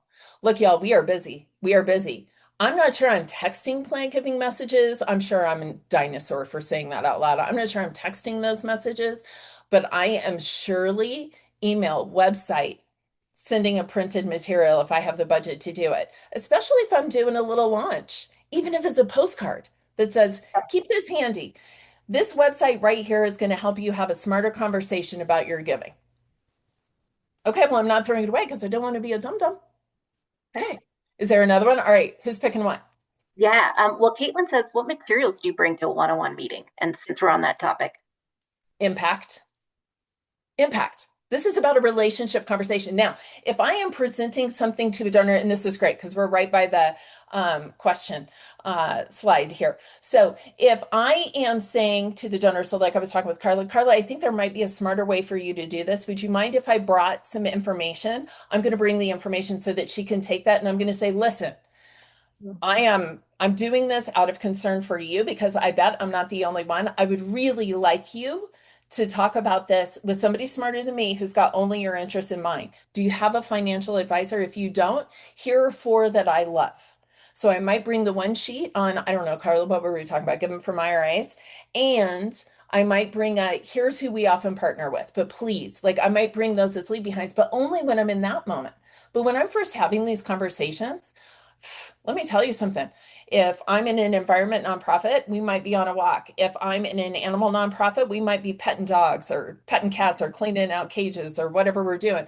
If I'm working with young people, we might be attending or stuffing backpacks or whatever we're doing, and we're having a one-on-one conversation that's centered on impact. Because remember, these donors are not making these gifts to outsmart the government system. They are making these gifts because they want to continue this legacy of impact and partnership with you. So it's kind of a dual answer. All right. Do we have somebody who tells me their favorite yes. acquisition strategy? So in person, obviously, Yes. people sending a personal letter to Yes. prospects, Yes. updating the website so that people can, access really easily. Yeah. One-to-one, coffee shop. You know what I heard? And it's animals, but take it as you will. Cat Care Society said their most popular way they engage, specifically with their monthly, who are the most dedicated donors, was just a facility tour, a Yeah. VIP facility tour. Yeah. And that typically moved them, bumped them up to the next level of giving. So yeah, some great ideas in here. Beautiful. I love these. Here's one thing I want to give you though.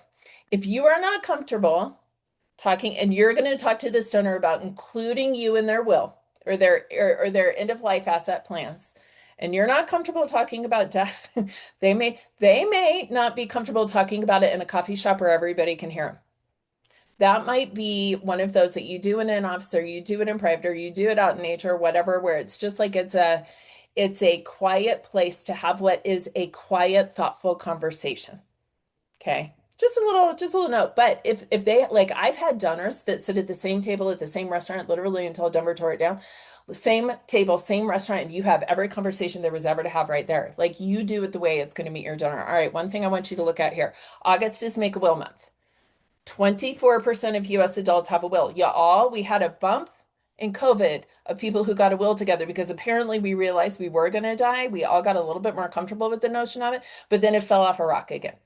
24% of US adults have a will, and think about the number of people who are on here. But August is National Make a Will Month, and I want you to know there are resources out here, and I want to give Jordan a lot of credit for putting this slide together that we mentioned. So Free Will, Make a Will Month, toolkit and templates. Free Will also has the ability for your donors to go fill out an online template. Is it perfect? Would I prefer they talk with an expert? Yes, I would, but it gets a reason to get the conversation started. August is also a wonderful opportunity to bring in somebody from CPGR to come talk to your board of trustees about why people make gifts through their will, why people choose to give from their IRA. So this is a time you can do education, you can do outreach, you can blame it on America's love of naming months after particular things, but August is a great time to think about getting this going. This is not like your end of year campaign, literally, unless there's something else medically going on. Nobody has an expiration at 12/31, 12/59, 59. So you're going to be fine there. But this is just starting it. So maybe give yourself a moment where you're like, okay, this is what I want to think about doing. That is a live Lincoln Journal. We'll make sure you've got it there. Okay. Any other questions on prospecting before we get to our very last point? Good to go? Okay. All right. This is my favorite slide in the whole thing.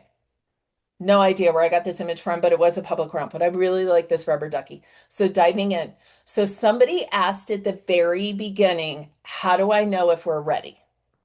This is Brandy Bertram's. This is not CPGR's. This is Brandy Bertram's basic plan giving readiness checklist. So don't call Tina and say you don't like it. It's not her fault. I'm in trouble all on my own on this one. Organizational readiness.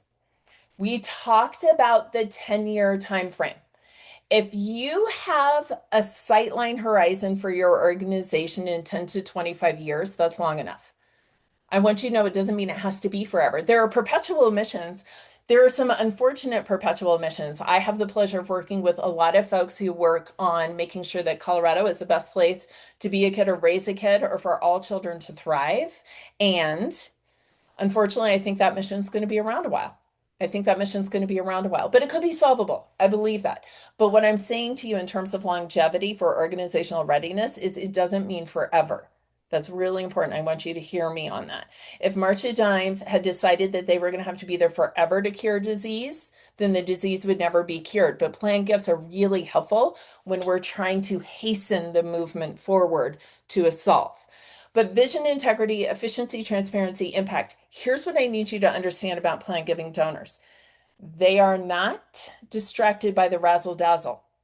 This is why your volunteers make extraordinary prospects. What they're looking for is how you respond at any given time to any given set of circumstances through your values and your mission. If you are consistent in how you show up, when it's good and when it's bad, plan gift donors love you because they can't predict what's going to happen after they go, but they're giving you the assets to manage those situations. If your organization has a vision for what's possible and you work efficiently, you are transparent about when things are great or bad, you are focused on impact and you do what you say, that's what you got there. Okay, that's a great plan giving foundation for an organization. That's your organizational readiness. You take that one to your board. It's a really interesting board exercise to see how people would rate your organization. You're going to do that in just a second. Here's your fundraising program readiness. Of course, this could be a lot longer, but literally, basically, policies and systems, capacity, policies and systems. I probably should have put in people in there, policy systems people. Do you have a little bit of time you can give to it? Do you have a gift acceptance policy?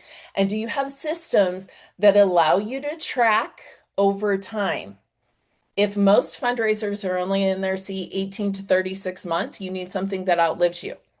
Okay. So can you track? Plan giving fundraisers tend to stick longer, just saying. And then process. This is where people say, well, what about a legacy society program? Exactly. You have a relational fundraising process and you have a longer stewardship cycle than just your annual giving cycle.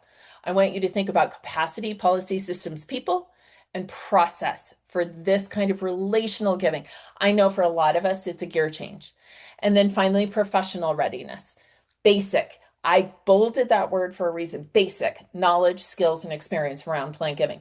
Enough to ask yourself a question. Enough for your head to go like, I wonder if a gift like this is right for a donor like that. Basic skills, experience, and knowledge, which means in that basic experience, if you don't have your will set, I want you to get it set because it's going to level up your confidence faster than anything else you could do. And then like joining CPGR right close underneath, which is why I say accessible and responsive network. Literally, do you have a group of people you can call and count on? Because every donor is different. Every situation's different. All of these are conversations to maximize the impact and the opportunity. So who do you put on that little list? If you're a Brene Brown fan, love her or not, don't care. Love the idea of the square squad. Literally, who are the 6 people that you can call who will shoot you straight, tell you if you are like chasing a rabbit you shouldn't be chasing? I am on somebody's square squad and they called me. It was a really complex donor situation. And I had to say, friend, the right thing to do for the donor is this. It was going to cost his organization a significant gift. The right thing to do for the donor is this. Square squat it. Where do you go get that? We're going to talk about CPGR in a second. But before we move off here, here's what I want you to do. You're not going to share this out, but I literally want you to do it. Right now, I want you to rate organizational readiness, fundraising program readiness, professional readiness, 1 to 5. 1 is we are god awful, which I doubt. We are god awful. 5 is knocking it out of the park. You can be as micro or macro as you want to. Rate it really quickly. Give yourself 3 ratings at least. You don't have to share, but I want you to get it. You got it?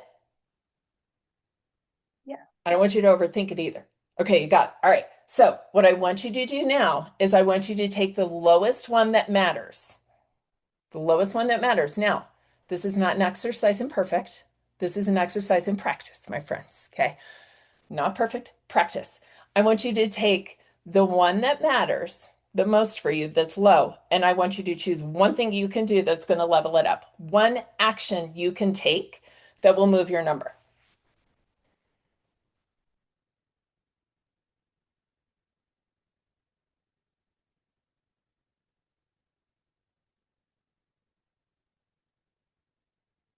When you get that action, I want you to calendar it.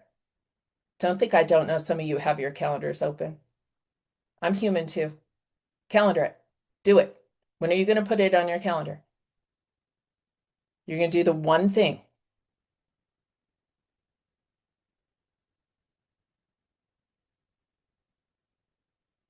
If you're really brave, I want you to tell somebody that matters about it. So you got a little bit of accountability there. You can feel free to email me. I'll hold you accountable. Okay? I want you to share it. So rate it, choose one action, calendar it, share it. If you do that, you will steadily build. And then, of course, my friends, Colorado Plant Giving Roundtable. This is it. I cannot say enough. Here's the thing. Membership is $125 a year. That's it. $125 a year will get you access to this remarkable network of people who will be lifelong Square Squad, truly lifelong Square Squad. That comes with a host of resources and free virtual workshops and office hours. I'm doing it in office hours in like 2 weeks, where literally anybody can join, ask any question. And I think it's myself and Gordon Smith are doing that one, and we'll answer. It also gets you discounts to the luncheons with national speakers, which, by the way, there is a virtual option, or you can come join us in Denver, and get you discounts to summer symposium. And you can ask just about anybody. And I will tell you, I feel very confident about this, that Tina Drum and her leadership has put together one of the best, not just plan giving, but asset-driven giving conferences in the country. It's just phenomenal. It happens over 2 days. The first day are deep dives. There's an all day with Craig Ruck. You could just go to that one. You could attend it in person, you could attend it virtually, or you can come to both days. Even the second day, there's a virtual track. Okay. But if you want to join us in person in South Denver, no, I don't want to hear about the traffic. It is what it is. If you want to join us in South Denver, probably less than 50 seats remaining. Tina, if you're out there, tell them how many seats are remaining. Here's what you need to hear from me. This is what I promised. Here's what you need to hear from me. We have a special offer for you for $20 off membership, because I know every penny counts for so many of us right now. We have a special offer for 20 off, and you have to do one thing to get it. One thing. Jordan and team are going to send you a survey, because I would like some feedback. It is lonely sitting in my closet office and not getting feedback. We would like feedback. You have to fill out your survey.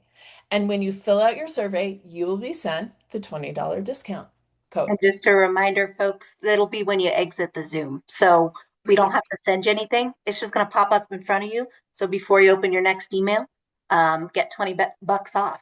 So How thank you, neat. Brandy and CPGR team. That was really generous. It's and Tim, we should say so. Tim and I are on the board together. Tim Sexer and I are on the board together.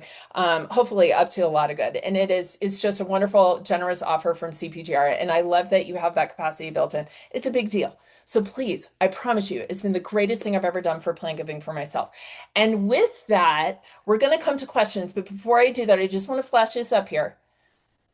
That's it, Brandy, a great big good, two G's in the middle.com. I'm not always the fastest on email, I will admit, but I will get back to you. Or find me on LinkedIn. But I would love to be able to make that connection. If I can help your CPGR journey, do not hesitate to know. But with that, if I may, Jordan, your permission, we'll do broad questions. Can I come off share so I can see people to do it? Is that Absolutely. okay? Is everybody all right with that? Okay. And I think we have 21 minutes. 21 minutes for questions. We'll be here. All right. I'm going to stop share. There you are. Amazing. I like this question. It's a little bit broader, so I held it till the end. But um, excuse me, Elizabeth is new to planned giving at a large health system. Um, Okay. and she's managing about 100 planned giving prospects. Basically, do you have any suggestions for outreach, so tips, techniques, language? And I would assume, especially, because she's new, how do you introduce yourself? How do you start that relationship? So, any tips on how to engage with those 100 people? Oh my God. I know. What a question of That's a whole riches. webinar. Yeah. Like, there are a whole bunch of people on this webinar that are like, I feel for you and your 100 qualified prospects. No, that's so wonderful. I love this question. So, the first thing, like, again, just be human. Call and introduce yourself. Introduce yourself and saying, it's my job to partner with donors on some giving strategies that go beyond just annual giving, the normal annual contribution. It's my job to partner. But before I ever brought anything to you, can you tell me about yourself? Can you tell me about why this organization? Where did you get the spirit for giving? And what should I know? I'm going to take really good notes. I'm going to take really good notes, but it's really important that we start there. And then you might say, recently I have crafted up a little brochure. I'd love to send that to you, and maybe we could just get together and hear me on this 3, 6 months and see what questions or ideas it may have brought up for you. That might be one way that I would go about doing that because you've got a pretty deep pipeline. And if there's only one of you, you're going to have to figure out a way to work through that. If somebody says, actually, I've included you in my estate, you would say, I would love to learn more about that. I told you this call would be 15 minutes, so I want to respect that. Could I schedule a follow-up call with you? And I'd love to talk about that. Or would you prefer to meet in person? I'd love to come, have face-to-face, whatever that would be. Don't hesitate to be efficient. There's this framework I give for scripting that I call learn, share, explore, which is I'd love to learn a little bit more about you and whatever that is. And you've got your question prompts for that. We have all kinds of workshops on that, by the way. So at CPGR. So I'd like to learn a little bit more about you. I'd like to share a couple of highlights from our programs, a couple of wins that we've had that maybe haven't hit in the email, or did you see that article, or did you see our CEO on stage? And then I'd like to explore if there's anything I can do to make your giving experience with us better. Learn, share, explore. I hope that's helpful.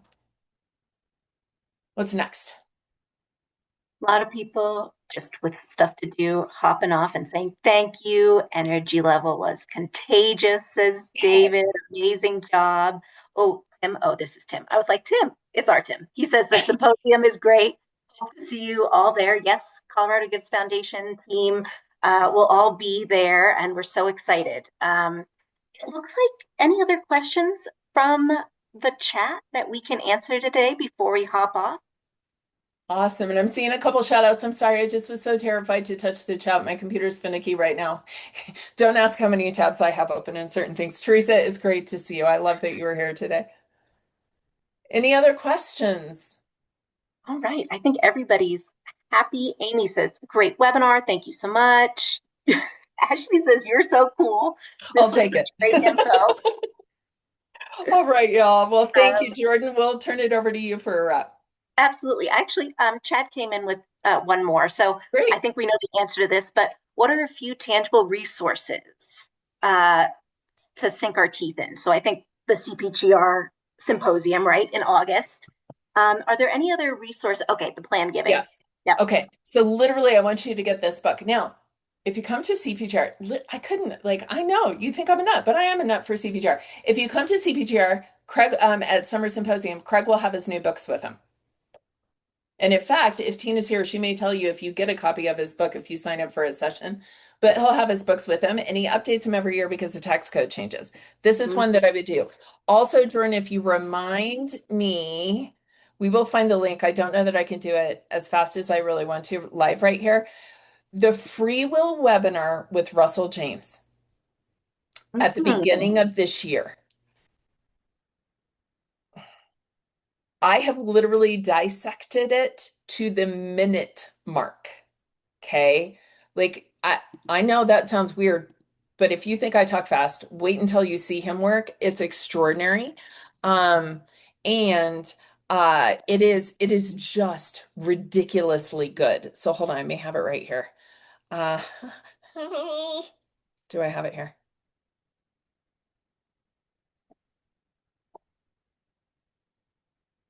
Okay, I do. Oh, okay, hold on. Copy link.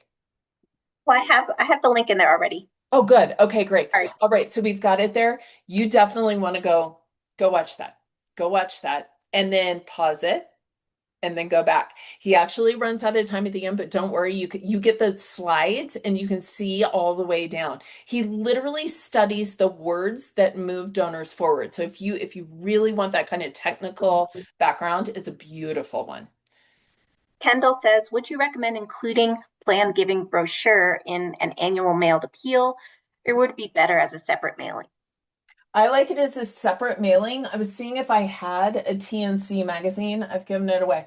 Um, I would include it as I would do a separate mailing.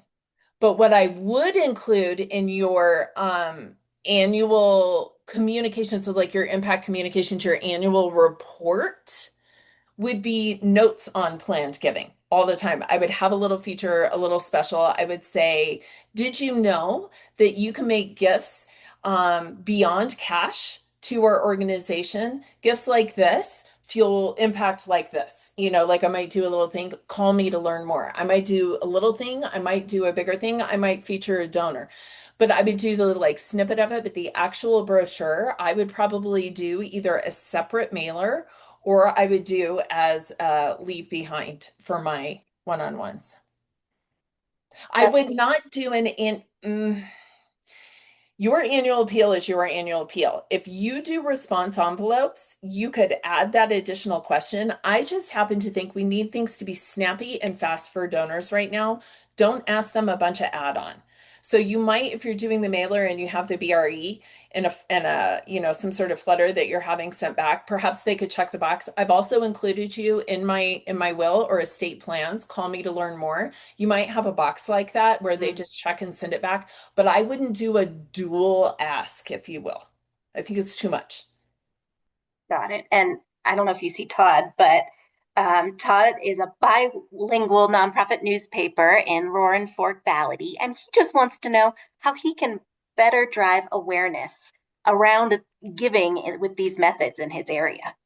So, if you want to reach out to me offline, there is a remarkable fundraiser in our community who is also bilingual and specializes in working, especially with Latinx communities, on plan giving strategies. And I would frankly love to connect you to her. She'd be a remarkable interview, and I think that might be a fun way to start that.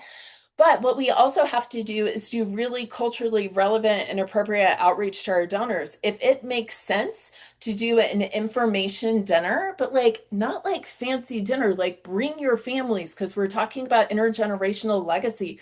Let's just sit down and talk about these things together over some shared food. Go do that. But Todd, I'd be Oh, happy to I like connect you. that. Yeah, fun, How fun smart. stuff. Bring Plan the giving whole is family. fun. Yeah, this is a whole family decision. Okay, and Carla says we have a number of people who have us as a beneficiary. Would you suggest I reach out to these people to find out who their executor is so we don't run into the death certificate scenario? Absolutely. So, like, don't call them executors because sometimes people freak out with that word because they're like, execute what? No. So, just say, listen, thank you. It's really important for me to understand who do you want me to call to check in? Who do you want me to call? Because it might be the executor, it might be someone else. And by the way, that's not a one-time conversation. So when you have a planned gift donor, so you have these people who check in and they've checked the box and every year at least you're calling them. You're doing the Learn, Share, Explore. What's new with you? There are a couple things going on here that are really cool. I'd love to tell you about them. Anything I can do to help improve your giving experience? Are you thinking about changing your giving in any way? Is there anything material in the contacts that I should know about? Because not that I expect you to go anywhere, but I surely want to be ready to support you and your family when the time comes. This is also where I've had some interesting conversations of, I've been working with you for 20 years. I wouldn't feel right not coming to honor you, but I want to make sure that feels right for you and your family to have the fundraiser show up at the funeral. Like this is where you have some of these conversations. What do they want? So just make sure you're checking on those contacts year over year. Really good question, Carla. Anyone else? Yeah. Oh, you all are so wonderful to do this all morning. Oh, If here's you have, one. yeah. Lindsay. Yep. If we have a quarterly mailing, should we add something like interested in learning more about planned giving? Ah, it's a Yes, new mode. It's a new path of, giving for not only added value for your nonprofit, but for the donor. Remember, you're adding value to the donor's philanthropic journey by offering these types of gifts. Um, absolutely, especially if you're going to do like a little talk or an event. I think Brigham and the Community Foundation serving Southwest Colorado does this really well. About once a year, sometimes in August for Make a Will Month, or sometimes as part of CPGRs, we do this kind of like once a year, we do this kind of outreach kind of blitz. They'll do a thing for donors where they're just like, come in, it's like free burritos, some coffee, and we're going to sit down and talk about these kinds of gifts. Because again, a lot of your donors, they're very busy, wonderful people. They're volunteering for everything. They're running businesses. They've got jobs. They've got whatever's going on. They got 78 grandchildren by now. Whatever's going on, they're busy people. To pause and say, I want you to think about your assets and how you want those distributed, and if and how you'd like charity to be included. Here's a CPA, here's an estate attorney, here's a community foundation person to talk about how folks like you do things like this. That's the key. That makes it real. yeah, amazing. Well, guys, oh my gosh, my mind is blown. So, Brandy, this has been so awesome. And you make such a topic that, can be scary, um, light, and dare I say the E word, easy to do. I thank you so much. I think what I learned is that it's for all sizes of nonprofit, whether you're one person or a development team. um, this is for you and it's happening in our society. This is how people are giving. So I think this is super timely. Brandy, I'd love for you to log us off with any final words or reminders. I want you to put that image in your head of what's possible with that 100x gift. When you come into this work, I want you to have that impact crystal clear. And not just because I know it'll get you through the plan giving work, but it's also going to get you through the annual fund work and the shifting donor priorities and all of those pieces. I need you to keep your why front and center so that you can get your cup full. And if you're having a hard time finding that, go get in your programs. So either go get on the land, pet a dog, hug a kid, whatever it is, go sit back in your programs for a minute and refresh, because that is the anchor that I need you to hold. Because quite frankly, we need you. We need you. Our communities need you like never before. So find that anchor because we got a lot of work to do. And I surely hope to see you at Summer Symposium and at CPGR. Amazing. Have a great day, everybody, and we'll talk soon. Okay, fantastic.